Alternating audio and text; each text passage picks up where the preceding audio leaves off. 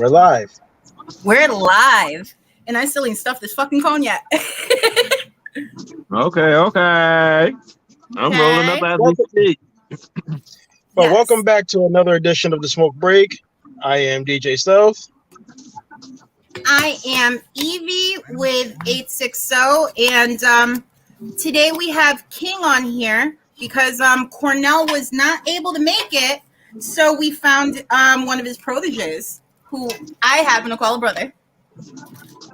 Hello, everybody. My name is King. I go by the name King. I'm from BLM860. I'm currently Everybody at. knows me. Yeah, that's how everyone does know you. So Yes, right yes. now, I'm adding grabba to my shit. I did put it through a grinder because I'm a lazy asshole. I know I'm supposed to use scissors. Please go ahead and talk shit. Yep, you already know what I'm doing. You see what I'm doing. I'm pearling it up as we speak. Filter in there, grabber in there. Being licked and pearled as we speak. You hear the Beautiful. cartel in the background, guys on the set. You already know. So, Ebola. So we're King. three people that King. So we're three people born in Hartford. I moved, when I was older to East Hartford. However, you guys stayed back in Hartford. So you actually knew our other guest who was supposed to be on here tonight, but couldn't figure out how to get on Wi-Fi. And he actually used to hold your hand during marches when you were a child. So you've been doing this for quite some time, haven't you?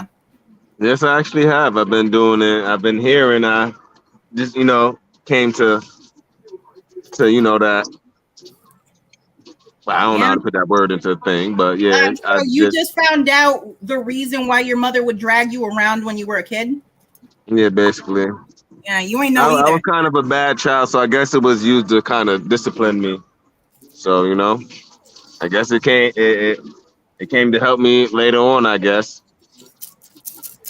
I gotta give me a lighter. Definitely Hold on. Give me 1 second. Let me get me a lighter real quick. Hold on. did. If you stay ready, you ain't got to get ready. Oh, shit.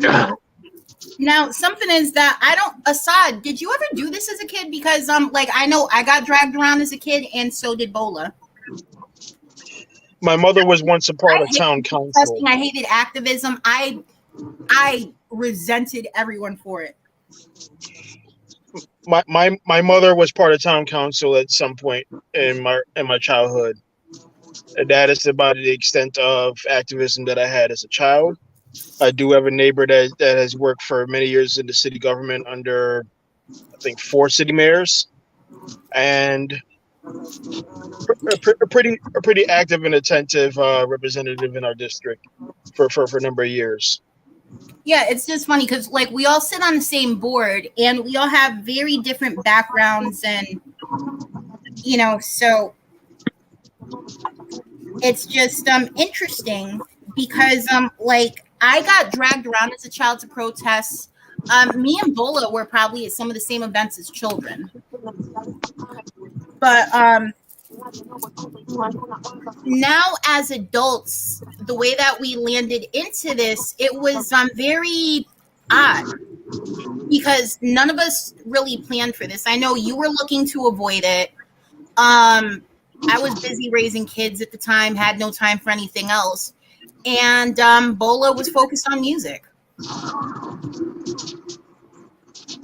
You say And then the music? sentence landed in You our say laps. Yeah, I music? thought it was music because one day you're gonna have to sit there and actually freestyle for the public.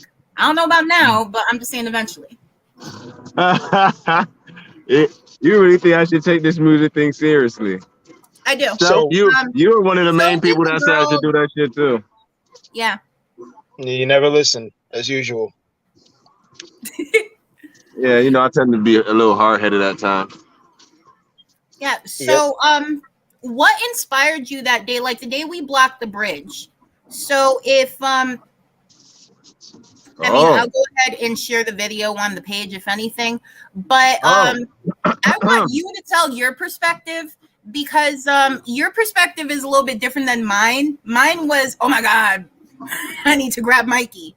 What was yours? Oh, all Because I right. was Well, all jokes aside, you know, I had a whole different ultimatum on that. You get what I'm saying? Because when I was when we were protesting, everything was kind of free winging.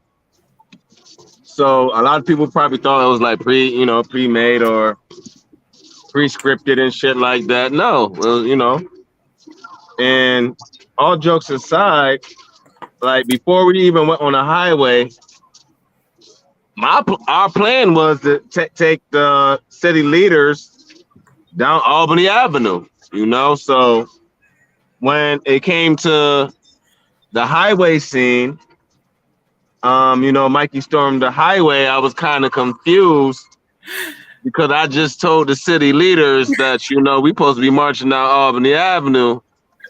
So when that whole situation kind of face. came into ball, I'm standing next to the mayor and I hear the governor call him like, "Hey, yo, send the paddy wagon on the highway." I'm like, "Oh shit!" Excuse the language, you know. I'm like, "Oh shit!" The mayor looking at me like, "Hey, King, can you change the situation for me?" I'm like, "Yeah, I guess I may have to change the situation," you know. But Yeah. then Due to, there, you know, people's safety and, you know, as the mayor One like, "Hey, second. there's kids on the highway." I need to get my my light is right here. but So then here comes the two police chiefs yeah, so they like, of the "Hey." city police and state police. They said no to sending the paddy wagon out there. They said, "Hey, King, we could give you a little time, see if we could get these people off the highway." So I tell, you know, hey, the mayor, like, "Hey, you know what we're gonna have to do? We're gonna have to make these dudes take a knee on the highway." But, you know, so when I go out there, you know, Mikey's doing his thing, you know, I'm proud of him all, you know, my little brother running for Senate and everything, you know. So I'm like, hey, you know, I kind of told these state officials we were supposed to be going down Albany Avenue. And my little brother looked at me like, "Excuse me?" I'm like, "You got to go down Albany Avenue." He's like, "No, I don't want to go down Albany Avenue. I'm going to change the world." And I'm like, "You can't change the world if everybody get arrested." And he's like, "No, we're not." And I'm like, "Well, shit, they wanted to send the paddy wagon out here." So long So I'm story just short, showing everyone right now what the result was after the argument. So state troopers originally didn't want to kneel. Tell me about that. yeah, I had to go over there and talk to them a little bit because the aggressive way of, you know, the protesters that I was amongst, you know, we were tired of a lot of shit. So we were like, man, you know, we ain't want to hear nothing from the police, and we wanted them to, you know, take a knee. So I had to go over there and negotiate in a way where what Mikey was saying, it was true. He was just coming a little aggressively. I just think had I to said put it, amping them up. That might have been my fault. but you know, the situation got handled, you know, thanks to me and my brother and many others. I can't say just me and my brother. It was about 3,000 of us. So I was filming. it was a nice feeling, but at the same time, I was a little angry because, you know, I had different plans. But I just want to chime in and remind people that our recently disgraced chief of police, Stody, was actually encouraging the highway march. I kind To of get on the felt that side of it the got egged protesters. on, to be honest. He was supporting it, and in my theory, it was two reasons. Number one, to get in the good graces of the protesters and then the community as a whole through the protesters, and B, kind of sticking a middle finger to the state troopers because, you know, city cops and state troopers, they have their little thing Yeah, going on. Hartford refused yeah, to they send don't the really paddy get wagons. I along. heard they got into a big pissing contest. Yeah, I found that very interesting. Yeah, we're in the middle of fucking a beef between the police. So they were So they were using a loosely structured, unplanned protest on state property as a way to further their beef. Here's the thing, though. He never suggested it. So he was actually marching a little way further behind us, right? However, there was a quick standoff with the state troopers, if you look on the video, and they made it way too convenient to actually storm the highway. That was the problem.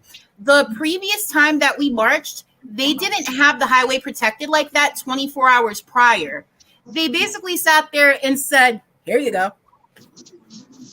So the state troopers have no one to blame but themselves, really, if it was an inconvenience for them. And the amount of social media streams and media that was present, they didn't want to do anything stupid on camera either. Given compared to how New York police officers reacted, and we already know how that went down with the brutality, the closing of the bridge, the beating of journalists, everything. It was actually interesting to see, though, because Obed, you see me yelling, and there was a state trooper looking right at Obed with his hand on the taser. Thank God it wasn't a gun, but why the fuck should I have to say thank God it wasn't the gun that he was going to use? He never used anything at all, but he sure wanted to. Things went completely differently if everybody didn't go about it how they did. You know, everybody played their part, and hey, you know, it didn't go as planned, but even though nothing was planned until it happened the way it was supposed to happen, in my opinion. It did, because they really, here's the thing. So they basically propped us up afterwards. We blocked the bridge at our protege's protest. We didn't know what we were doing at the time. Yes, we had all organized, but never the lead organizer. So it was always attending someone else's shit as a kid, or like working as part of an organization. It was never us. So then you basically toss all this on our laps.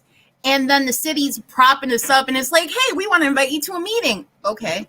So now you legitimize us. Cool. But then we weren't going to be your pets either. So I think that was a misunderstanding, that we were actually in it for the change. We didn't really care whether or not we were liked. So that's been kind of the trade-off there. Yes, thank you so much for all the publicity. However, it's just odd to me that they really thought that we would fall in line when, I mean, I'm not sure if they knew like our history, especially like with your mom, Bola, and like my uncle and my dad and everyone else. Because I remember they called Chris Murphy's office called Mike, and they called my grandma's house. I haven't lived in my grandma's house since 2006, 7, when I got my first place. So it was odd to see that elected officials knew who we were. They knew our real names. We didn't even use our real names on Facebook. And I'm not complaining, though. I'm just saying.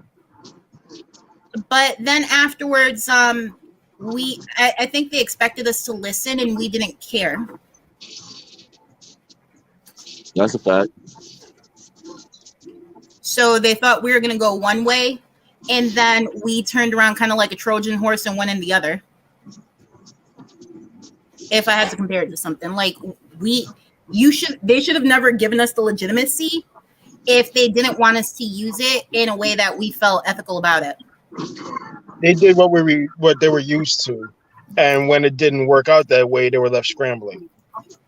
That's not my problem, though. The 2008 crash pretty much proved that it doesn't matter where in a position of authority you are, you still need to rebel against the system because you need to change it, period. Right. Comically wrong what to do.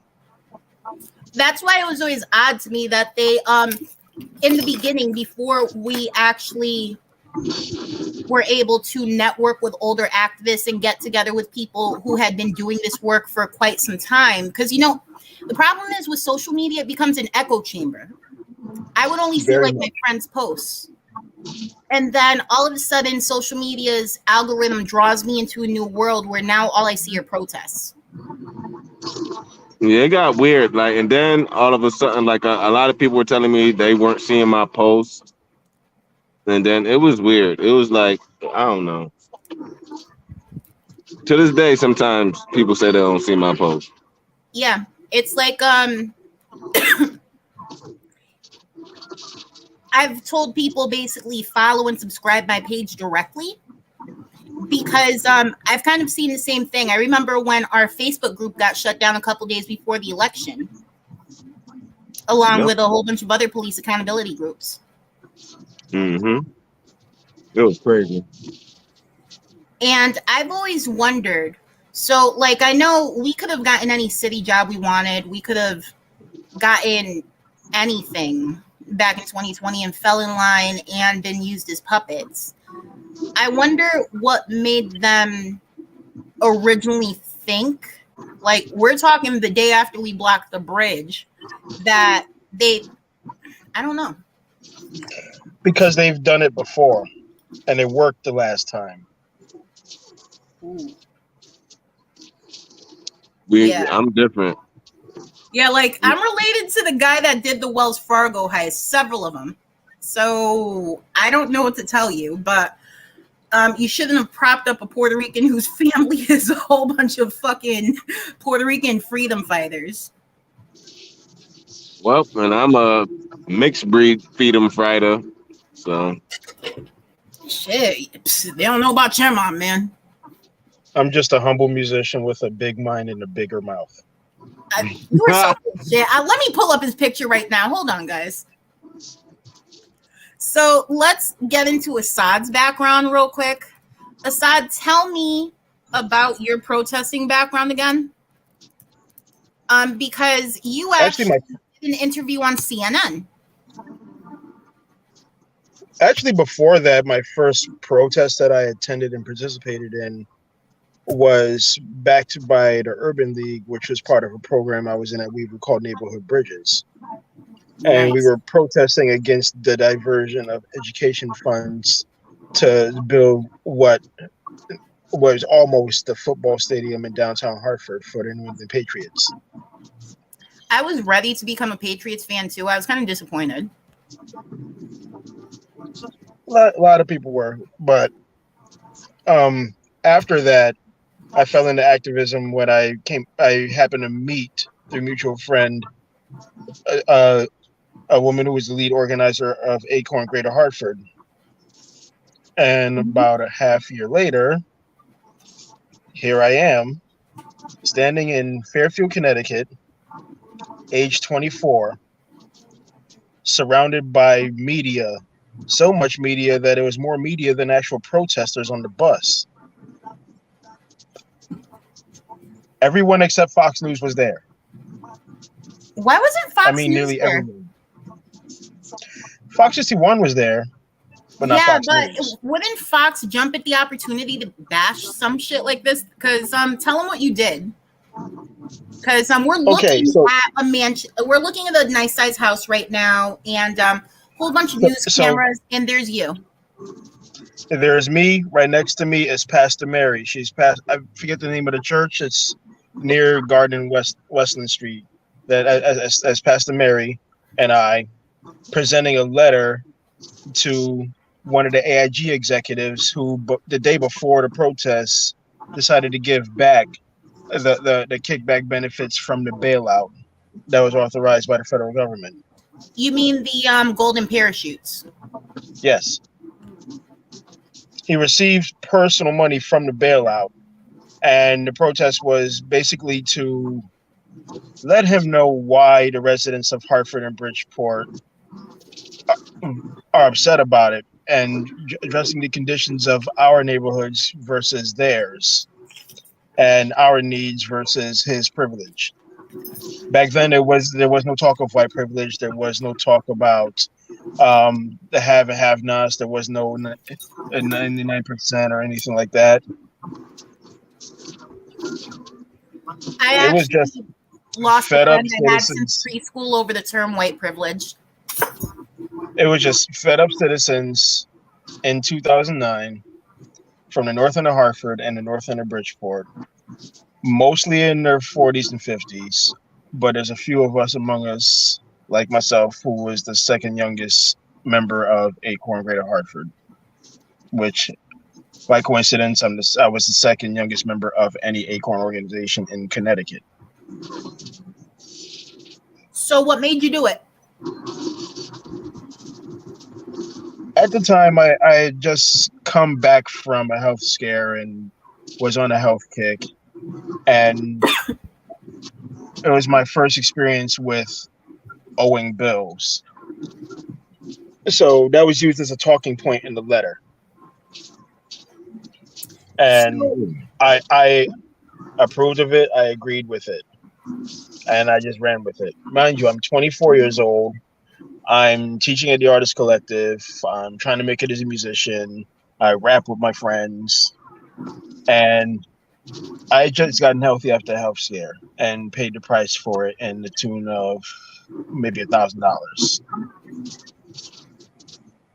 so Bola, Hmm? what made you go to the protest that day? Somebody told me something was going on at the Bush though, and I went down there and I was like, "Oh shit, this shit lit." So I heard, like, I seen the person that organized it, and then he was talking to the crowd, and he was like, "Do you guys want to march?" And the crowd was like, "Yeah," and I'm like, "Oh shit." And then he looked at me, was like, "You want to lead them?" I'm like, "Fuck it, I'm with it." You get what I'm saying? So from day one, I was just leading the crowd for like 4 days straight till I lost my voice. And I'm like, I had to just be like, you know what, little bro, pick up my reins for a while because I cannot speak. I can't do nothing. So I had to let bro pick up where I left off. So for me, even though I've always been interested in this shit, like I went door knocking in New Hampshire, all over Connecticut. I went to go see Bernie Sanders and met him 3 times, right? My grandmother would always take me canvassing as a child, and I hated it. I hated politics. My birthday is on election day this year, and I know everyone's gonna forget my birthday. I'm not gonna get a cake, and no one's gonna give a shit. And that's just what it is because it's election day. So, Right. bro, I you've know been how there that too is. because you're also an early November baby, November 3rd. But this year, Mm-hmm. everyone's forgetting me. My family, my friends, always happens without fail. Every time my birthday falls on election day. 2016, election day. This year, election day, 1994, my parents forgot my birthday. So, yeah. What made me go that specific day? My daughter told me about the first protest the day before we blocked the bridge. And she begged me to go. And I'm like, you can't go by yourself. I'm going with you. So she brings her friend. They go to the first protest. And I knew Mike from before. So then I'm like, Mike, hi. And he's like, hi. And then we take some pictures. And he's like, you coming tomorrow? And I'm like, I didn't know there was anything tomorrow. So I thought I was going with my daughter and Mike the following day. But my daughter said, Mom, let me stay home. And I'm like, I bet. So I get there and I'm like, all right, Mike, you don't have a white shield. So I'm about as white as you gonna get. And I've been following him ever since, looking out for him. Now, Bola, the day of that first march, but I have no idea what's going on. I had just came to the house because I wasn't living in the North End at the time, but I happened to be at my family's North End house. What made you come to me afterwards and set the ball rolling of what became BLM 860. Oh, I mean, cause you know, of course, my brother was with you, so that's one reason to come back. But It's like, yo, yeah, yo, my older brother, he protested before. Let's go ask him. is that what yeah, happened?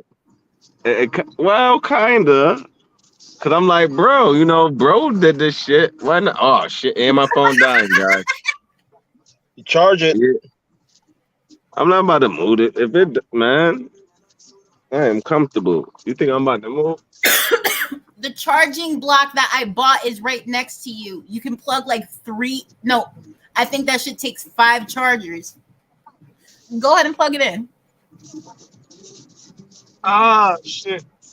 But either which way, that's what made you go to Assad. Yeah. Oh, But were you aware of the scale of what happened in 2009? Me being on CNN, being on the Anderson Cooper show, me being on every newspaper in the country, and some newspapers in Europe. that boosted it. That boosted it. It's just funny how I feel like So everything seemed you to guys play have out. known each other since what year? 90 something. What year did Webster move to Lebanon? I have no clue. What grade were you in? I think I was in 9th grade when I met you, Bola. So So I that was would have been 14. 98 or 99. Yeah, probably. Yeah. Because our freshman year was 98 to 99. So That's crazy. yeah. And then you knew my brother. What year did you meet him? Hmm? Assad. I met Gabe at Tapa's open mic. So that's 2011, 2012. We were at we were at what was his name? Paul's Wing It. We were at Paul's Wing It for 2013 Oh. because Mm. Tapa's closed. We had a 2-year run at Tapa's, and Gabe was just one of the ones in the crowd with the artsy crowd, with the skate crowd, with the community college crowd.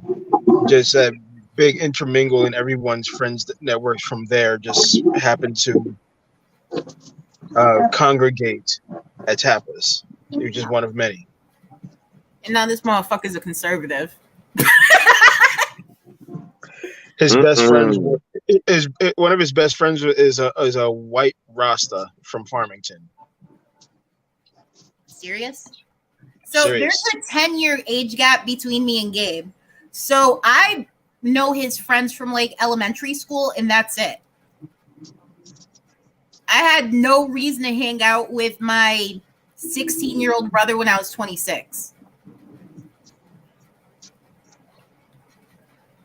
Yeah, you're just another youngster coming into the game. By then Tang was getting established, and everything else that came with it. Yeah, and then I met Bola the day we blocked the bridge because even though I filmed him, took pictures with him, and whatever the day beforehand, we didn't meet till the following day. And it was Mikey's the reason I was there. So King was friends with my younger brother, so that's how I got acquainted with him. Because they were we were into the same shit, right? Riding bikes, playing video games, and playing football and whatnot. That's the reason it's been so hard to actually add anyone to the board, because we can verify each other's histories, and it's very hard to find anyone else that we can't verify that far back. In our childhood, if we were Ed and Eddie, King, you Eddie. You the one to instigate everything. Like the downhill razor scooter race. Well, If you anyone out already there knows know. anything about Blue Hills, there's called Blue Hills for a reason. It's a big ass hill on that street. You're going from the top of the street through an intersection on a razor scooter just to see how fast you can go, and Who if you can that? stop before the stop sign. Who, me? It wasn't even your razor scooter. That's a messed up thing. It was your cousin's. Yeah, I'm surprised you even remember that. I remember the detail. I remember the Corvette that was parked there. I remember the Maxima that did a burnout. I remember the jerk chicken. Silly. All right, so it's been a half hour. Y'all want to cut or y'all want to finish smoking? After I'm done with this, I guess you could cut because I'm about to be done with this in a little. Yeah, because me and Assad got to hop on another show at 9. Oh well, shit. Then go handle your business up in here. I'm about to, hop on the game for a second. All right. You Well, already know. y'all. Oh, by the way, ask me your question, your signature question. Who is your all right? What's your favorite hip hop artist or group or era? I'm not really big into hip hop, but right now, who I really kind of listen to in hip hop, kind of Sleepy Hollow and Chef G. Yes. Tension. That's Like, but So, Gypsy if dancing it on you really say like came to Madison the my real music, is Bob and Vibes Cartel all day. But for now. hip hop, we gonna have to go that way. My boy Chef G and Sleepy, they be coming out with some shit that you wouldn't even know. You be like, oh damn. So with that said, the connection between hip hop and dance hall, you already know that history, right? You said what now? The connection between dance hall and hip hop and how the histories connect. Do you know about it? Of course. Of You know who course. Clive Campbell is? You said what now? You know Clive Campbell? No, I Clive don't Campbell is recall. DJ Kool Herc, the founder of hip Oh, hop. well, you put me He on to was something. right? He was a Jamaican immigrant. Moved to the Bronx as a youngin. DJ'd the Mm, first hip hop party that ever happened at the age of 16. okay. It was 1974, August. It was a back to school jam, Damn, that's 10 Cedric years Avenue. before we were born. Real shit. Well, no, Yeah. it was 12 for you, but 10 for us. Hip hop was never called hip hop until the early 80s. It existed that long without an official name for it. It was Huh. just some shit that Bronx DJs did and a few Harlem DJs. Brooklyn and Queens wasn't onto that yet.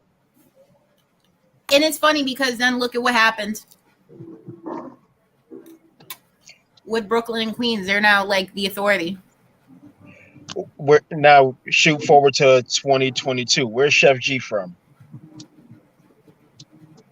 Good question. I don't know. I just like his music. He's from Chicago. Oh, He's from Chicago. yeah. Chicago's Yeah. really. They have a couple of times. I like the Migos. Fuck anyone who doesn't. I don't give a shit. Talk shit. I don't care. Until the That's the 90s, man. Chicago was known for starting house music. They wasn't known for hip hop yet. But now Chef G's from Chicago. Who's the biggest rap artist in the world right now? If there's always one name that comes to mind, love him or hate him. Drake. Jay-Z? Where's Drake from? Drake's from Toronto? Toronto, Canada. Toronto, Ontario. Hip hop has been booming in Toronto, Ontario since the 80s. There's roots everywhere. Everywhere that hip hop is now, there's roots of it from some beginning. And it all comes back to that party Oh, hold on. 1974. 7th Scorpio Avenue in the gang. Bronx. You just mentioned Drake. Just Yeah. had to Also shout out mentioned Scorpios. Hey, it ain't about zodiac. It's about history and how it connects and intersects. Intersectionality is a real thing. Now, if So intersectionality, so to bring it back to a social political thing, if intersectionality is exists in a worldwide culture such as hip hop that started at a little block party and blossomed to a worldwide phenomenon, intersectionality exists in society as well. And the right wingers just they don't get it. They don't get how paths cross. Everybody doesn't have to be the same, but there's similarities. so There's paths that cross and branch off into new. I have a question. Yes. So if I had to guess his horoscope sign, um, is he an Aries with Oh, an Aquarius? Are you talking about DJ Cool Herc? Yes. He's got Look him up. Aquarius and Leo on his chart, I can tell, but that's Look him up. definitely. Look him up. Okay, 1 second. all So right, well, you said DJ, is it cool with a With a cool? K. Oh, okay. And Herc as a I'm about to disappear, y'all, cause my shit is done, and yeah. You don't want to stay for the rest? I got it. I got it. He's I'm got about the to. same birthday as Jamie. He's an Aries. You see what's in my hand? Yup. I'm You about to about whoop to be the somebody ass. prime. I'm about to whoop somebody ass. You heard me? The founder Yeah. of hip hop shares the same birthday as you in 1955. Go to your room. I love you. Brother. Yeah. So, trouble. Good talking to y'all. We're gonna link up. I'm gonna smoke an ad with y'all real soon. All right. You have a good one. You too. Peace. Deuces. All right. So we're still on for another 7 minutes. Okay. All right. So I correctly guessed his astrological sign. All right. You got some talent. Yeah. So I guess I am good at that shit because maybe I'm just good at just guessing Aries signs because I got it last week too. The story of hip hop is the most fascinating thing, isn't it? It really is. It's, just creative Aries teenagers, having a party. It was his idea, instead of playing disco and R&B, to play funk, and to play rare funk, and to play only the drum breaks of the funk. Huh. And that's where hip hop was born. I think I filmed you doing that, so I'm gonna go back and look because it would be really interesting for people to actually see you doing the drum breaks. Now, Cool Herc was not a technical DJ at all, and the equipment that was used back then was a lot more primitive than even the later turntables. I would assume it was like the Wild West. Run with what you brung, as long as it had bass. Now, DJ techniques did exist, but they weren't together yet. Now, So, in comes Grant. Tell me about the tape on the records because I had a Smurfs record when I was a child. So this is a similar concept of what Grandmaster Flash came up with. Now, he didn't use tape at first. He used a purple crayon. Oh. And that's where he would mark his breaks. Grandmaster Flash was more of a technical DJ than Cool Herc was or is. Most guys would just let the record run off and then slowly bring in the same record again without actually mixing and matching it. It's just You're playing it over and over, jarble mess, over and over, jarble mess, over and over, jarble mess. There's a jarble mess in between the mix. Disco DJs did blend, but they didn't always beat match, but they did mix and blend. Grandmaster Flash simplified it by bringing both of those techniques together, basically. Grand Wizard Theodore was one of them in Grandmaster Flash crew. Grand Wizard Theodore is credited with inventing the scratch. Grandmaster Flash disputes this, but it is what it is.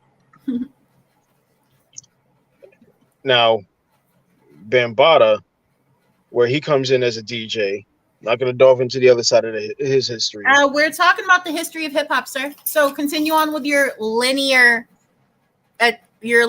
talk.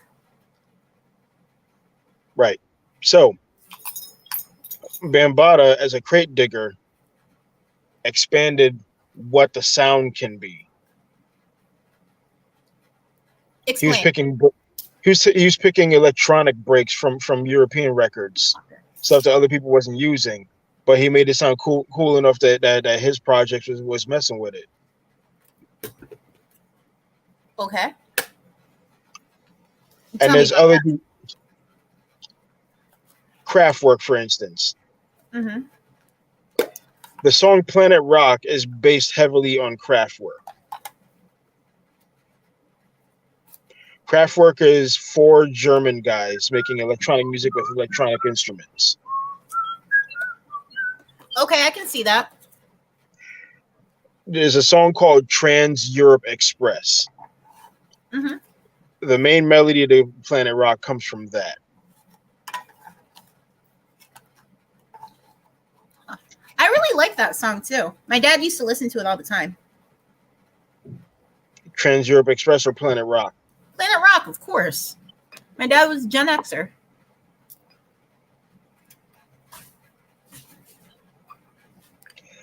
What later became in the early 80s electro rock, which is like electro breaks. That started with Bambaataa, MC Globe, and Arthur Baker trying to recreate that record as a rap record, basically. Okay. Globe wrote all the lyrics, and everyone just spit them when it was their turn. It was Bambaata's idea mixed with another DJ's idea, mixed with an MC's idea, mixed with this random white guy producer's idea. That's how Planet Rock was born. Okay. So I never knew any of that. So what got you into music history? Because we can delve into my wannabe dictatorship afterwards, like next week. But I need to know what made you interested in it. I guess thinking about it now, it started when I became an apprentice in African percussion. At what age? And officially at the age of 18. Okay. This is before I had dreads. This was before I even had the conditioning to really keep up at the level that I'm at now.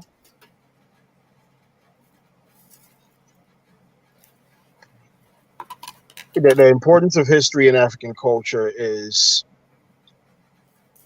I mean, I'm trying to find the right word for it. It's just a very, very important aspect of African culture, which became a very, very important aspect of Black American and Afro-Caribbean, Afro-Latin culture.